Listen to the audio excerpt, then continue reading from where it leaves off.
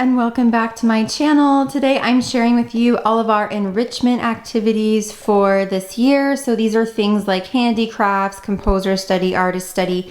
We follow a Charlotte Mason philosophy, and so many of these things are part of the rich feast that Mason recommends we spread for our children each year. So like I said in my previous video, I have one about all the core subjects I'm using for my second grader. She's a Form 1A lower student. And so this is all the things we'll be doing as a family. I also have another child who's 4 and she'll be Kinderleben this year, but she's going to probably participate in everything you see on the table and a little bit more. So let's get started. So for hymns and folk songs and recitation, we are going to use our songbook. This is last year's songbook. Sadly, I don't have the new ones yet. I'm hoping to, but inside here, they have hymns, scripture, seasonal poetry, and folk songs. And so we utilize this every morning. I shared this in my last video, but we are members of the CMEC, and that is where I get most of the information and things that I'm sharing with you today. So for Solfege, Mason did recommend that we teach Solfege to our students starting from the very beginning. So I utilize Children of the Open Air, but there's also Sing Solfa. They're both free resources. And then I have a few different like sheet music back here. But this is a little activity we did from Children of the Open Air last year.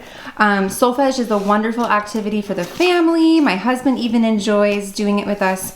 So that is what we'll be using for that this year. We'll continue on. This is Swedish drill, also something that Miss Mason suggested we use. This is my little labels, but this one I ran out of labels. So this is like Swedish drill, handicrafts, and then folk dancing. So yeah, the Swedish drill program we're using is the Dawn Duran Swedish Drill Revisited. We are lucky to get this for free through the CMEC because we are members. Let's see, and then we're moving on to handicrafts. So we have a few different blocks for handicrafts. We do handicrafts in the afternoon, we do handicrafts in the morning, and this year we are doing some finger knitting. These are actually knitting towers though, so we're gonna utilize these instead of our fingers. I have more yarn, this is just to show you. And we're also doing needlework. I got these hoops and embroidery. I have embroidery fabric and a kit coming with like the needles and all that good stuff. It's just not here yet. So that is to represent our needlework handicraft. We have paper modeling we'll be doing. We did paper sloyd last year, but we're gonna do paper modeling with my youngest one. These are like special scissors you need for that. And then let's see, for art instruction, for handicrafts too, the CMEC, again, they provide a wonderful guide on things you can use and different handicrafts and videos. It's absolutely wonderful. So if you're not a member, I would highly recommend you go check that out.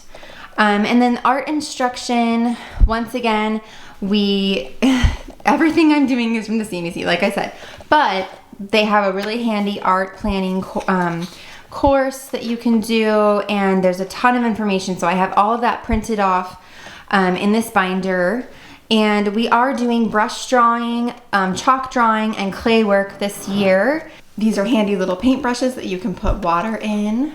That's handicrafts and art instruction. And then we have our composer study and our artist study.